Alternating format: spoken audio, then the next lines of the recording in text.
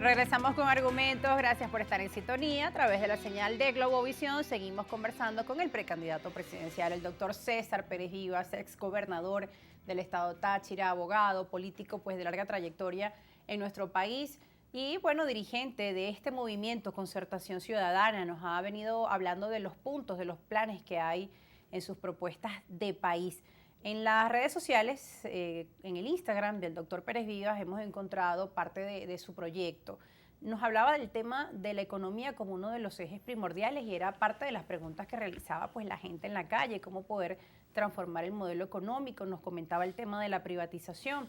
Y aquí tenemos un portal de noticias donde el economista Manuel Suterland pues hacía una aseguración respecto a los últimos indicadores de los índices en nuestro país en el portal Banca y Negocios. Asegura lo siguiente: Venezuela necesita crecer 460% para llegar a la economía de hace 10 años. El economista resaltó que la clase media de Venezuela ha sido destruida, devastada hasta las raíces. Si Venezuela llega a crecer 5% interanualmente cada año, necesitaría 32 años para llegar a la economía que teníamos en el año 2013.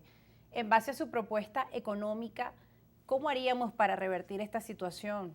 Hablaba el economista Manuel Suterland que en el dado caso de un planteamiento de crecimiento positivo, pues haría falta muchos años para poder retomar a los indicadores que teníamos años atrás, y esto lo hace en base a unas cifras y unos datos que están en la página del Centro de Investigación e Información Obrera CIFO, con cifras del Banco Central de Venezuela. Efectivamente, nosotros necesitamos un cambio brutal en el campo económico, un crecimiento muy sostenido y muy importante a lo largo de los años. Eso no es posible si no hay cambio político.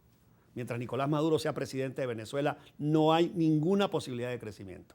Mientras el modelo socialista esté establecido en Venezuela, no hay ninguna posibilidad de crecimiento. De ahí la importancia del cambio político, de ahí la importancia de establecer reglas claras para que los inversionistas puedan venir a Venezuela y lograr crear nuevas empresas para que haya ese crecimiento económico. Yo he planteado fundamentalmente, por ejemplo, la no reelección del presidente, para que no vuelva a ocurrir lo que ha pasado estos años, de que un pequeño grupo se eterniza en el poder por siempre. Tendría que ser una reforma constitucional. Una modificación a la Constitución para establecer la no reelección del presidente. Propongo un periodo de 5 años apenas, porque la gente cree que una sola persona es la que lo va a hacer. Esto es un proceso que va a tomar varios años. Y mi función como próximo presidente es encarrilar a Venezuela en esta ruta de la democracia alternativa, estableciendo la no reelección del presidente y en este modelo de economía de mercado que garantice el crecimiento y la libertad económica en Venezuela. De modo que hay varias áreas en las cuales vamos a poner acento. Una es la petrolera, sin lugar a dudas. Vamos a impulsar una nueva apertura petrolera con grandes empresas que traigan capital fresco y tecnología al país para volver a poner en funcionamiento los pozos paralizados, para recuperar las refinerías, para recuperar los oleoductos que hoy están generando derrames petroleros en el lago, en las costas de Falcón, en todas partes del país. Segundo lugar, el desarrollo de la agricultura y la ganadería. Vamos a devolverle la propiedad de la tierra al verdadero agente económico que es el agricultor y el ganadero. Hoy en día la tierra es propiedad del Estado. La ley de tierras que la revolución estableció es una ley que establece propiedad del Estado sobre la tierra. Nosotros vamos a impulsar un cambio para lograr que la tierra sea de los trabajadores y haya apoyo a la agricultura y a la ganadería. Vamos a hacer una apertura en el campo del turismo. Pero para eso, para que haya turismo en Venezuela, tiene que haber servicios de calidad y seguridad.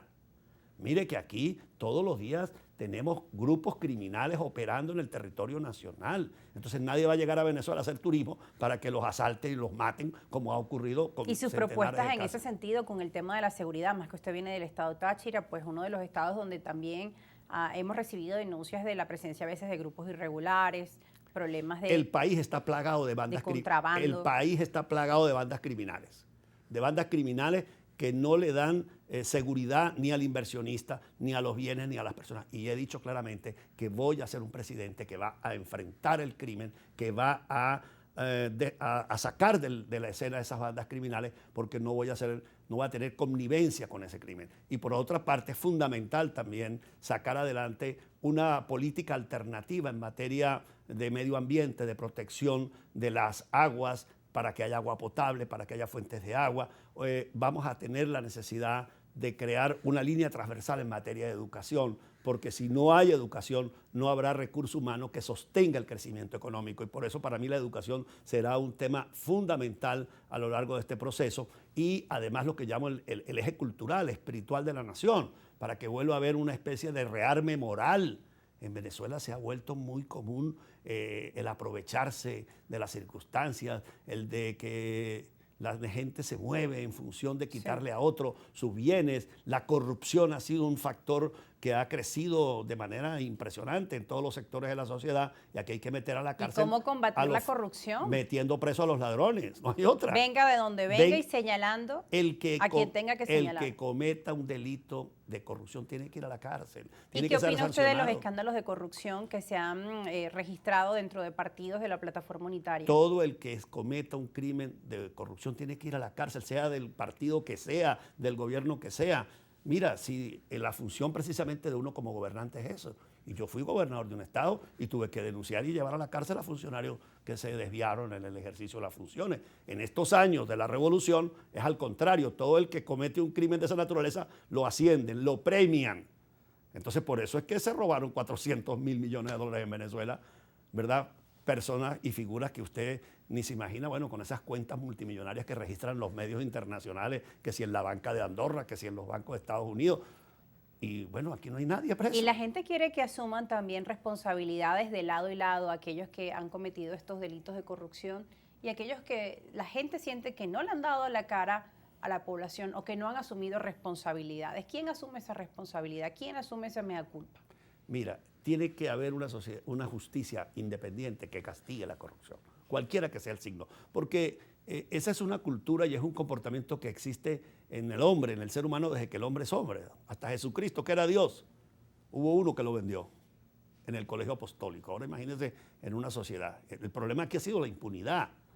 Ha sido realmente la forma tan tolerante como se ha permitido que se saque al país. Recuerda el caso Cadivi. ¿Cuántos millones?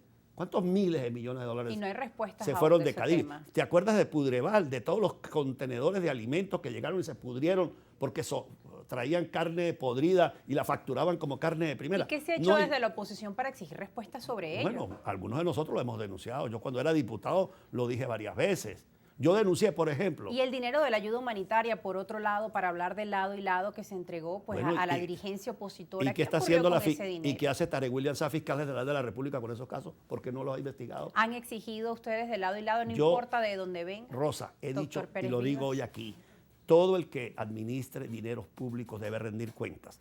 Todo el que haya cometido un delito debe ser juzgado de acuerdo con la ley, sancionado si es culpable y debe ir a la cárcel.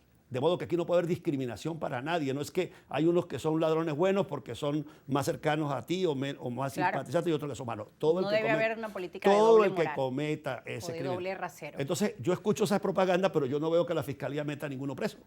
Entonces, ¿dónde están las pruebas? Porque yo, igual que usted, leo, me entero, escucho que alguien se apoderó de un dinero, pero ¿dónde están los elementos? Si hay pruebas, el que las tenga debe llevárselas a la fiscalía y la fiscalía debe proceder de inmediato, porque de lo contrario está abonando a la impunidad, que es precisamente la que más daño nos ha hecho en ese tema.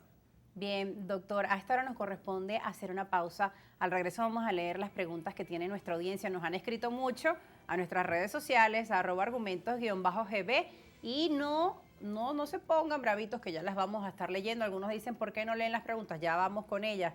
No se aparten, que ya vienen sus preguntas.